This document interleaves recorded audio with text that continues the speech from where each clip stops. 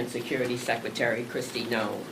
I am proud to have the support of almost 70 members of Congress already from all across the country. Secretary Noem has brought her reign of terror to the Chicagoland area, LA, New Orleans, Charlotte, Durham, and communities north to south to east to west. You'll hear from some of those communities, Minnesota and Portland. She needs to be held accountable for her actions. This is why I introduced 3 articles of impeachment against Secretary Noem. Number 1, obstruction of Congress. Secretary Noem has denied me and other members of Congress oversight of ICE detention facilities. I was denied access to the ICE facility in Broadview despite following Secretary Noem's unlawful 7-day notice requirement. It is our constitutional duty to find out what's happening in these centers where inhumane conditions continue to be reported. Number 2, violation of public trust. Secretary Noem directed DHS agents to arrest people without warrants, use tear gas against citizens, and ignore due process. She claims she's taken murderers and rapists off our streets, but none of the 614 people arrested during Operation Midway Blitz in Chicago have been charged or convicted of murder or rape. Federal agents repelled from Black Hawk helicopters and burst through an apartment in the South Shore of Chicago. That was in my district. They dragged people, U.S. citizens and immigrants alike, out of bed in the middle of the night. Number 3 is self-dealing. Secretary Noem has abused her power for personal benefit. She steered a federal contract to a new firm run by a friend. Her propaganda campaign to recruit ICE agents cost taxpayers $200 million. She made a video that turned the South Shore raid into something that looked like a movie trailer. But make no mistake, this is not a movie. This is real life, and real people are being hurt and killed. Renee Nicole Good is dead because Secretary Noem allowed her DHS agents to run amok. Families are forever torn apart. This is not about personalities or trivial disagreements. Secretary Noem has called my impeachment efforts silly. I want to tell her right now, Secretary Noem, you have violated your oath of office, and there will be consequences. I am watching you, members of Congress are watching you, the American people, most importantly, are watching you. And most of all, we are not liking what we're seeing. If you believe impeachment is silly, then you are not taking your job or our Constitution seriously. Now it's my honor to introduce Congressman Adriano Espaillat from New York's 13th District and Chair of the Congressional Hispanic Caucus. Thank you, Congresswoman Robin Kelly. I am proud to join you in introducing these articles of impeachment against Secretary Noem, who have clearly violated the law and the trust of the American people. 32 people died under DHS custody in 2025, and already 4 people have died in 2026, along widespread reports of sexual abuse, medical neglect, and inhumane conditions. All of this enabled by a broken system. But most importantly, our eyes do not defy us. Our eyes do not lie to us. We see, as the rest of the world has seen, how women are being violently pulled out of their cars and assaulted in front of the American people and in front of the eyes of the world. How a woman was shot in the face as America watched on TV and as the rest of the world watched of this heinous murder. We've seen how not only immigrants, but green card holders, TPS recipients, farm workers, and even American citizens are being stopped illegally, cuffed, detained, and in some cases arrested and deported. I went to Monterrey, Mexico, where I met with 4 children, U.S.-born children, American citizens, that were sent to Mexico with their parents including a young girl with a chronic cancer condition in her brain that needed immediate medical attention in a hospital in Houston, Texas. So this is a human rights violation, a blatant human rights violation. This is only seen in aggressive dictatorships across the world. And so that's what we have. This is the Trump dictatorship. Do you think that a dictatorship knocks on your door and gives you a dozen roses when you open it? A dictatorship takes away your rights, your fundamental rights. It creeps up behind you and it assaults you. Eventually, it knocks on your door and shoots you. This is what's happening in America today. And so that's why it is important to hold the secretary accountable. This is enshrined in our laws and our Constitution. We must exercise our oversight powers. Congresswoman Velasquez and I went to 26 Federal Plaza, where we were denied entry to an ICE building. Subsequently, we went to court, and we had a favorable decision by that court to allow us to exercise our oversight powers. And just recently, Secretary Noem again placed another 7-day notice so they can prepare themselves and hide the truth before we get there. When we got there, they were mopping the floors. They were cleaning up. They didn't want us to see the dirty conditions. 30 men in a room with 2 toilets, one of them broken. A woman right across in another cell that could see each other. No confidentiality at all. This is inhumane and warrants an impeachment proceeding. Esto es inhumano. Y sí merece un proceso de destitución.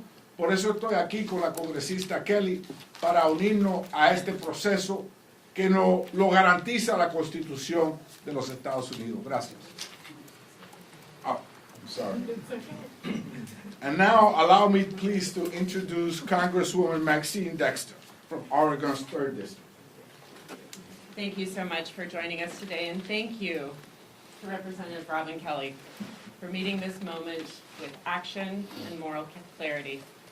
I am Congresswoman Maxine Dexter. I'm a mother, a physician, and the honored representative for Oregon's 3rd Congressional District. Last week, ICE murdered Renee Nicole Good in Minneapolis. The very next day, federal agents shot 2 people in East Portland in my district. These are not isolated events. This is part of a pattern of abuse by brazen, militarized federal agents who act without fear of being held accountable to the law. People are being disappeared. People are being assaulted. And now people are being murdered. And when our children and grandchildren ask what we did, when our neighbors were being targeted, I cannot sleep unless I can say every single thing we could. That is why I'm helping introduce articles of impeachment to remove Kristi Noem from office. We've all seen her crimes play out right before our very eyes. She's willfully obstructed congressional oversight, denying members, as you have heard, of Congress to facilities they have a legal right to conduct oversight at. She's clearly violated public trust with her warrantless arrests, the use of violent force against U.S. citizens, including detaining 4 U.S. citizen children from my district and being held in a windowless cell at the border near Canada for weeks. And Kristi Noem has misused her position for personal gain while inappropriately using $200 million, taxpayer dollars, to fund an ad campaign to bring in ICE recruitment. These are not the best of the best folks that she's looking for. She is looking for people who are willing to invoke her lawless charade. I'm going to use every opportunity to implore my colleagues across this institution to wake up and join this effort, because protecting communities from unaccountable power isn't optional. That is our duty. Courage is contagious. And with that, I'm honored to yield to one of the most courageous among us, Representative Nydia Velasquez. Thank you. Thank you. Good morning, everyone, and to all my colleagues here and to Robin Kelly, thank you so much for this action. When the president was running for office, for president, he made a pledge to the American people that he will be the no-wars president. And yet, he is invading sovereign countries like Venezuela, also sending a message to Cuba, Mexico, Iran, and in our own streets of America, he's launched war against American citizens. So let's get straight to the point. We are here today because the Department of Homeland Security has been turned into a weapon of political revenge. This agency thinks it's above the law. Kristi Noem has treated the Constitution like a suggestion and our communities like a battlefield. I have represented the people of New York for over 30 years. I have seen a lot of presidents, but I have never seen an administration use federal agencies to explicitly punish cities just because they didn't vote for them. That is exactly what Donald Trump is doing, and Kristi Noem is his willing executioner. In my city, ICE is no longer a law enforcement agency. It's a rogue operation. Mass agents are abducting high school students from their neighborhoods. They are snatching fathers and mothers outside our immigration courts during routine checks, turning places of justice into traps. Even this week, they detained a city council staffer who is here in New York legally. This agency is completely out of control. Every time you see an ICE officer interacting with Americans now, they are screaming, cursing, and smashing windows to pull people out of their cars. It is the Wild West out there. And I guess that is why Kristi Noem loves wearing that cowboy hat. The difference is, Ms. Noem, this is not a show. Lives are on the line. When she bragged about shooting her own dog, she wasn't just telling a story. She was showing us her character and how she might run a government agency. When you give untrained individuals a badge and set them loose, Americans are going to get hurt. Just like we saw last week in the tragic killing of Renee Nicole Good. And what was Kristi Noem's response? Did she demand an investigation? No, she went on national television and smeared a dead American as a domestic terrorist. The articles we are filing today lay it all out. The obstruction of Congress, the violation of the public trust, and the self-dealing. While her agents are out there shooting citizens, Noem is busy funneling hundreds of millions in taxpayers' dollars to her friends at agencies through emergency contracts. Kristi Noem has betrayed her oath, she has betrayed the Constitution, and she has betrayed the American people. Quiero decirles que estamos aquí con estos artículos para procesar a la secretaria de Homeland Security, una persona que no es digna de la confianza del pueblo americano, está violando la Constitución, no tiene la capacidad de tener ningún sentimiento sobre justicia y mucho menos respetar el proceso legal de todas las personas que se encuentran en los Estados Unidos. Por esta y otras razones estamos hoy aquí para traer justicia a las familias, no solamente de Nicole, pero todas las familias inmigrantes que están viviendo aterrorizadas. Aquí, en esta nación, que tiene la estatua de la libertad, que se supone que sea the beacon of hope. Gracias. Thank you so much to my colleagues from East Coast to Hawaii for standing with me today. And now I'll open it up for a question. Yeah, if I can just ask, obviously, you have many members here. I think you said there's 70 people who have signed Close on. to 70. Does Leader Jeffries support this effort? You'll have to ask Senator Jeffries, but I would not be standing here if I was told not to do it.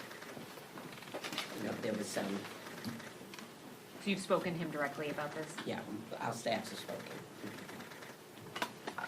It was 50 just some time ago. It's 70 today. Do you anticipate that the majority of the caucus will eventually sign on to this effort?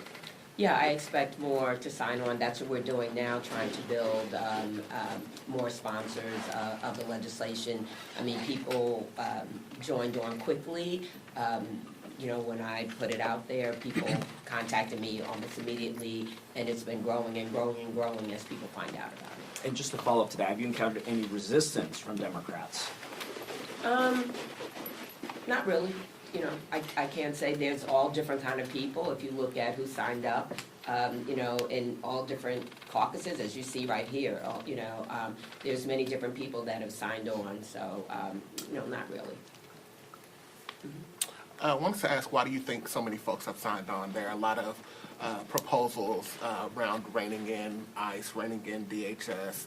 Why do you think that impeaching the secretary is something that has rallied so many members of the caucus towards the effort that you're pursuing? I just feel like enough is enough. We've been working on this for a little while. This wasn't just a, you know, a knee-jerk reaction because, of course, they've been in Chicago, you know, for so very long. And I know other colleagues are working on other parts, and I believe that people will join, you know, with those colleagues too. But I just think that people are sick of it, and anyone can answer the question because they've signed on. I could add that public sentiment is everything. We are watching the polls. The American people are upset. They didn't sign on for this. The most fundamental principle and value for the American people is fairness and humane policies, not beating the shit out of people, especially vulnerable women and children. Let me just say that while everybody is vulnerable, I can attest to the fact that the Latino community, as chair of the Congressional Hispanic Caucus, has been disproportionately targeted, to the degree that even in Minnesota, where there's a clear intent to go after the Somalian community, the vast majority of the people arrested are Latino men. For that reason, I will be going Friday to Minnesota, as I went to Chicago for the shadow hearing there. Para que todos sepan, la comunidad latina está desproporcionadamente afectada por este asalto. En Minnesota, la gran mayoría de personas que son arrestadas son hombres latinos. En Chicago, también la gran mayoría de personas arrestadas son latinos. En Nueva Orleans, in New Orleans, the people targeted are workers from Honduras that went to New Orleans to rebuild the city after Katrina. So this is a hit job against Latino communities. And let me tell you, people are regretting, some folks, many folks are regretting their last vote and turning around. And so I would like to stress that because I think that's an important factor. I can just speak to my constituents in Minnesota.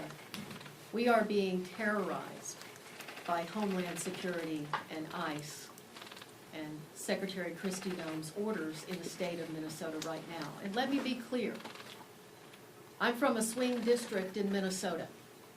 I have been one of the most bipartisan members of Congress that you will find in the Congress. This has crossed a line. Minnesotans, we want safe and secure borders. We want violent criminals to not be in our community, but this is not what we signed up for. This rogue agency is violating the rights of immigrants. It is violating the rights of American citizens in our communities. And last Wednesday, the violation of those rights, the escalation by ICE in our communities, got Renee Good killed. And now this administration is going after her widow and going after her and 6 U.S. attorneys who, by the way, are patriots in Minnesota at the U.S. Attorney's Office had said, no, we are not this. This is not who we are as Minnesotans. This is not who we are as Americans. And so I believe you will continue to see members of Congress from across the ideological spectrum stand up, speak out, because we know the difference between right and wrong, and Americans can see with their own eyes that what's happening in Minnesota and in Illinois and most possibly coming to New York is just plain wrong.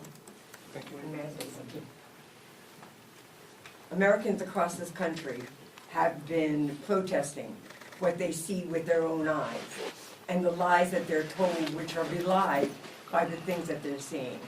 What they're out there protesting, and they expect Congress to use every tool that we have to push back, to hold accountable, and to show the American people that we are fighting for this democracy, for constitutional laws, and for treatment and respect of all of our communities. So that happens to be a time when you had the horrible situation in Minnesota. We've had the horrible situation in other cities. This particular resolution comes just at a time when enough is enough is enough. And people are looking to us to do everything we can to show that we have responsibility in this space. Also, I wanted to say that I've gotten phone calls, and I know my colleagues have too, from constituents, but from people from across this country. People I do not represent, people in different states encouraging what we're trying to do. The other thing is, you asked me about Leader Jeffries, that we have concentrated so much on the cost, affordability, and health care, and I never want to detract from that. But when you think about it, and we work with many different people and committees, but this is affecting people's healthcare. This is affecting affordability. When I think about Chicago and people afraid to go to work, when I think about restaurants that don't have as many people coming to eat there, when I've heard stories about people afraid to go to the doctor, afraid to take care of their health because they're afraid to come outside. I had a town hall meeting in a grocery store, and people told me stories how they're just simply afraid to go outside, whether it's shopping, whether it's going to work, whether it's going to healthcare, to their healthcare needs. So this is affecting, it's widespread. It's widespread. I'm not good at this, so. When you think about impeachment, obviously there's a numbers game that's involved with that. If you put the merits of your resolution aside and think about just that numbers game of getting passage in the House and conviction in the Senate, it's more about sending a political message right now or previewing the playbook for Democrats should you take back the majority? Or what's sort of the impetus? Is it just striking the moment with current events? For me, and others can answer, it was like Congresswoman Bonnie Watson-Coleman said, enough was enough, and I just feel like we need to use every tool in our toolbox. If we do nothing, nothing will happen. And so just really now trying to build on momentum, getting as many people signed on as possible, that's the first step.